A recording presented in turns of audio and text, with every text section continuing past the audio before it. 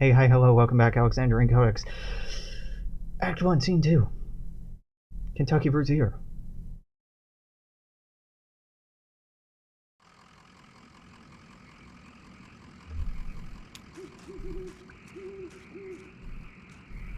Streetlamp lights the base of a dusty path leading up a hill. Pretty dark out here, huh? Maybe you better stay down here where it's lit.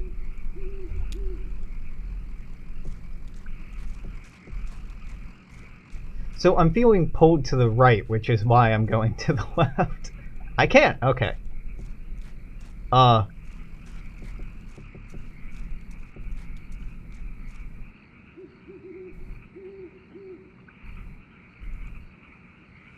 Ooh-key.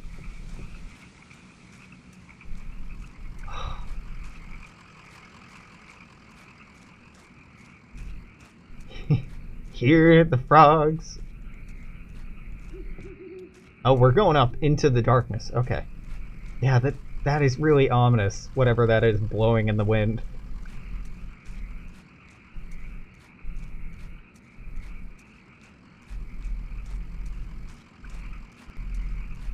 Whew. Small graveyard. That's very Kentucky. Family graveyard set off to the side of the house. Headstones are inscribed with surnames of the unfortunates.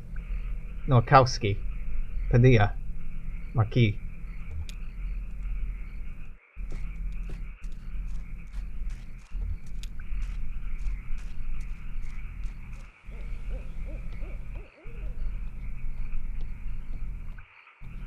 Oh right, we have the TV with us. I'm like, what's that under our arm? Light switch? I was just thinking what a lovely house we have. Do you like it? Have you been here before? Did you happen to see an owl? I didn't see any owl. Ah, I know. I saw it out of the window once. Big, ugly thing, all sound and fury. Gone now. Used to be another house here. We had it destroyed. We built this one.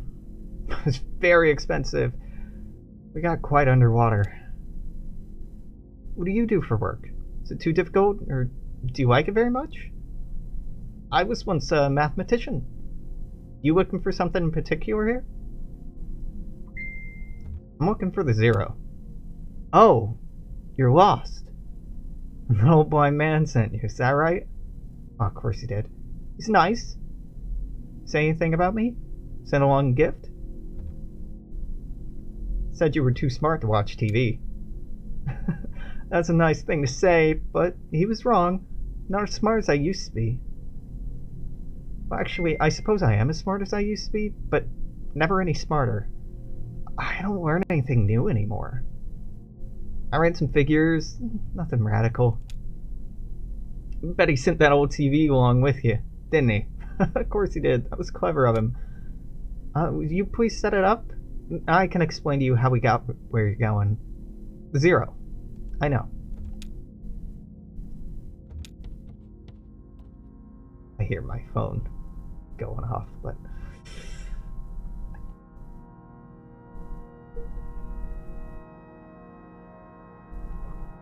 This is so fucking pretty.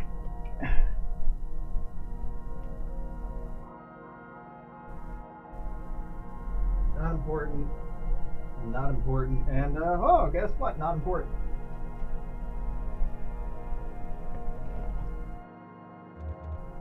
Where's the zero, Weaver?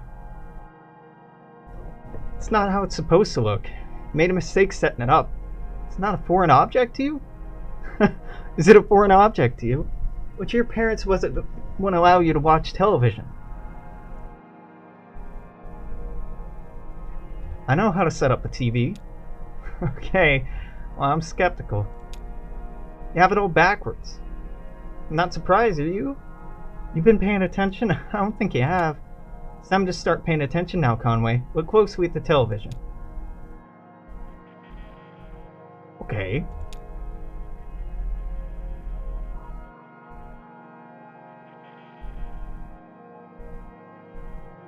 That's not the television.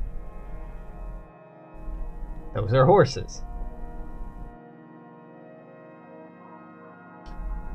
Hey. Hey, wake up. You spaced out for a minute there. What do you keep out in that barn? Used to be tools and feed and books. I think it's mostly spiders. TV's picking up the wrong signal. My cousin Shannon would know more about it. She fixes TVs for a living. Well, she used to. I think new models are giving her some trouble.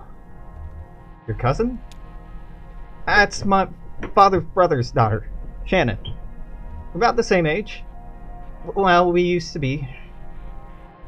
She's older now. Weaver, are you dead?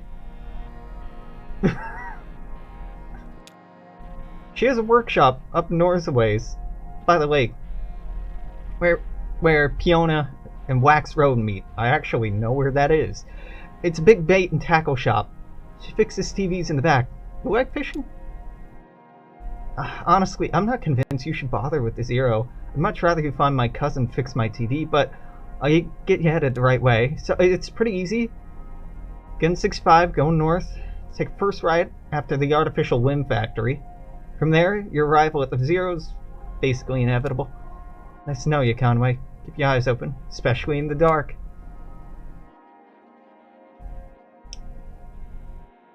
Well, she told me where her cousin is. Maybe I can get the TV fixed. Or, you know, maybe not. This is so fucking pretty. Oh, she's gone. Spooky.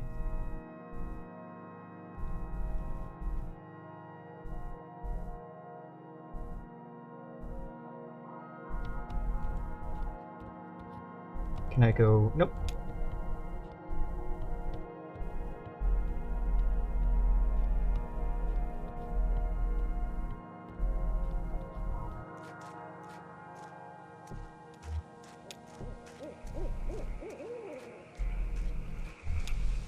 Yeah, she's dead. Of course she's dead. Yeah, her name's right here. I just assumed it was someone else who shared the name.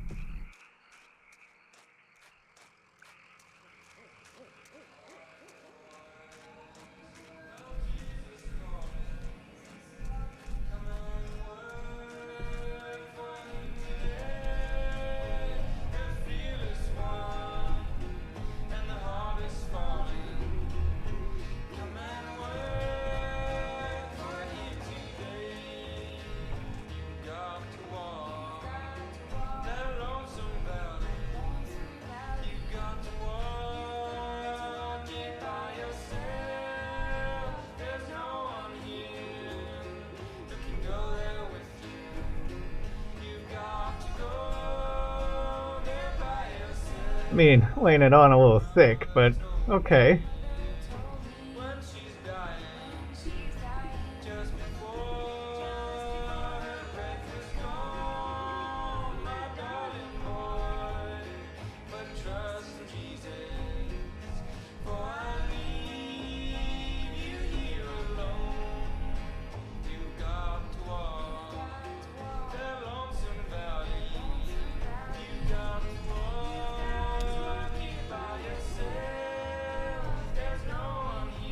Just met the strangest lady.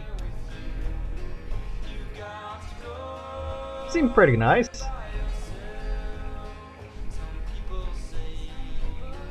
Hope we see her again.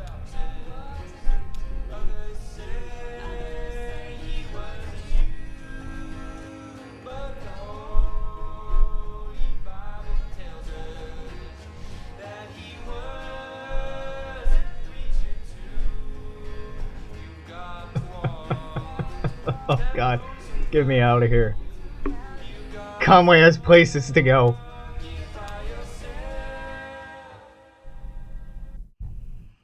Okay, that was sufficiently creepy. So Wax Road in Peonia. Ooh, museum. Don't mind if I do. A sign in front of a building just reads museum. Its lights are off. Front door's open. Go in. A few feet inside the museum's doors, an ambient sound of the highway drops sharply away. The room is cold. dark, and still. A book lies open on the table in the center of the room. A hallway extends to the left. Large glass doors bar the path ahead. Look at the book. There's no title on the book's spine or cover. 3-word phrase written in pencil on the first page is smudged and indecipherable. On the first page, someone left a drawing of a horse in ink. Several dozen pages later, at the end of the book, is an elaborate ink drawing of a one-legged man looking at an antique adding machine, surrounded by whiskey bottles. Okay, well, walk to the hall. Conway steps echo against the hallway's marble floor and arched ceilings. Plexiglass bone boxes line the walls. The hallway dead ends on a darkened display case. Marble is actually a lot of marble. Let's see if I'm remembering this right. Is mined or quarried? I guess it's not mined. It's quarried in Kentucky and Indiana and that part of the Midwest. A lot of the marble used in the construction of the monuments of Washington D.C. were actually quarried from Indiana and Kentucky, if I'm remembering right.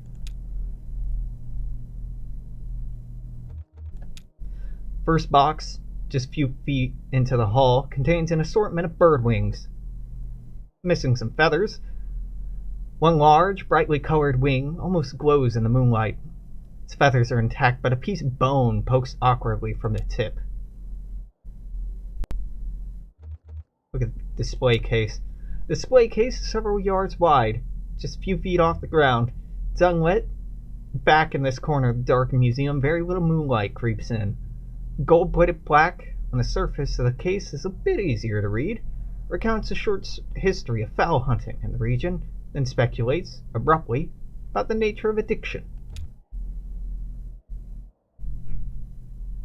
Okay. I guess we try the glass doors. Glass doors won't budge. To apply any more force would break them. Break them. Glass shatters. Somewhere ahead, a light switches on. After a moment, it switches off. The room is dark again. The floor is covered in broken glass. Walk through the glass doors. Broken glass grinds under Conway's boots as he walks down the hall. He has a feeling of being in a larger space. Very little light reaches this far into the end of the hallway. Feel the walls. The walls are completely smooth, strangely warm. Conway can feel his breath and sweat condensing on the surface. Well, I don't really want to feel the floor because of the broken glass, but it's completely smooth, warm, and can feel the same, Let's go back to the entrance.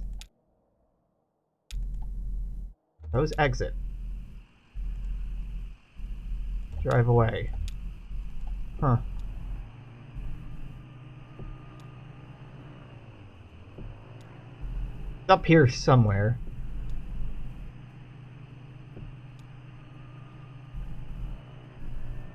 Union White Dog Creek Road? Nope. Oh, here it is. Conway pulls into the bait shop parking lot. Vaulted above the road on a thin steel bar, handwritten sign reads, "Live bait, minnows small and also large for strippers." Stripers, not strippers, that's another. Yeah, sure. Night crawlers, chips and beer.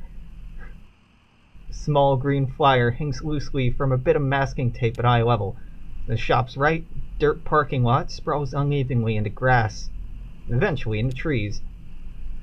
Bait shop is open. Read the flyer.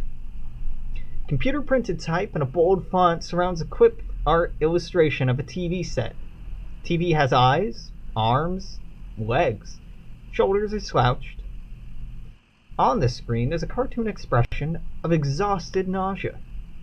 A hot water bottle rests against its wire antenna. TV repair. No model too old? Inquire within. We do not sell digital converter boxes. Enter the bait shop. God, the sound design is so good.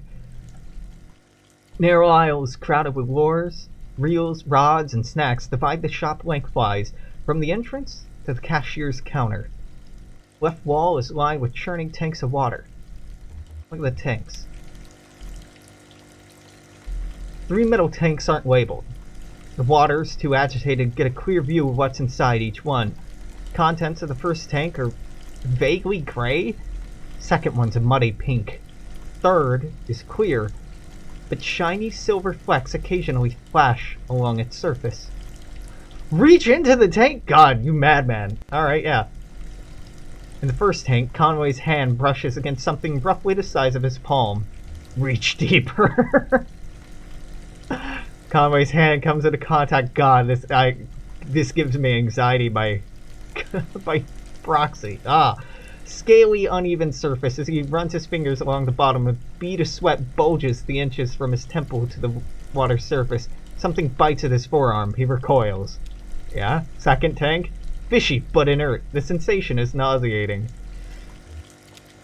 As his elbow passes into the pinkish mass, he realizes he's about to be sick from the smell and pulls away. Ugh. In the third tank, the water seems to tremble with life. Conway can't tell if his hand is being nibbled by fish or massaged by the artificial current. His eyes near the surface of the water, he can see something colorful glowing faintly at the bottom of the tank. A tremor spreads from his elbow, out to his fingertips and up to the base of his shoulder. His vision flickers. The water is running warm under his skin now. He has the sensation that something is about to snap. His eyes close. He lays on a rooftop. New shingles beneath his back, swelling in the noon sun. He's exhausted. It must have started before dawn. His legs are sore from holding stable on uneven surface, his wrists from breaking old sealant, his fingers from carefully lifting shingles to hammer down new ones. His boss, Ira, yells from an idling truck below. Shades his eyes with his hand. Beer would be good. It's barely past noon, but it's worked a full day already. Look at the harm bait. Maybe a shot at the counter. Just keep his eyes open. Then a beer. You get off and drive into town for lunch. Stop at that place on Cumberland. Cashier pushes Conway roughly on the shoulder. He's been talking. Yelling, maybe? It's all an echo now. Conway looks up. His neck stiff with pain. His right palm still stinging. Cashier points to the tank. Then above it to a few holes torn in the wall. Nail holes from which an electric sign has come dislodged and fallen into the water. He helps Conway to his feet, looks at him pitifully, returns to the cash register. Just electrocute yourself into a flashback. No big deal. Hey. Wiry cashier. Wiry cashier stands behind the register, preoccupied with the Sudoku puzzle. Ask about Shannon Marquis' workshop. A handwritten sign on the door behind the counter reads, TV repairs by appointment, please consult with cashier. Cashier knocks a few times on the door and waits, occasionally glancing at his puzzle. After a few moments with no answer, he notices a small written note on the sign, reads it, points it out to Conway. Weaver, I got your message. I've left for the old mine. Don't know if I'll see you there or what. Ready either way. Shannon. I guess ask about the game. Cashier switches on the radio. An AM sports broadcast is playing, but Conway can't be sure if it's meant to answer or drown out his questions.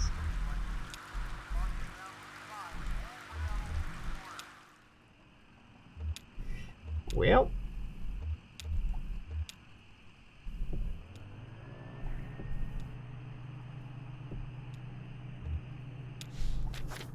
Oh, no.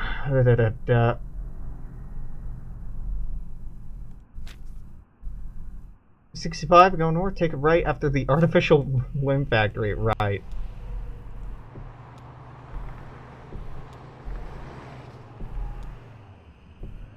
That the... Oh, I'm sorry. You can't examine the factory from this angle. A creek runs alongside the highway, then towards a dirty brick building. A grinding drone from within the building is faintly audible from the interstate. Floodlights on the lawn illuminate smokestacks. The edge of the building's parking lot, a large sign, partly obscured by trees, reads, Artificial Limb Factory.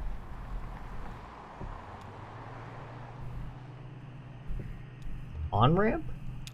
Question mark?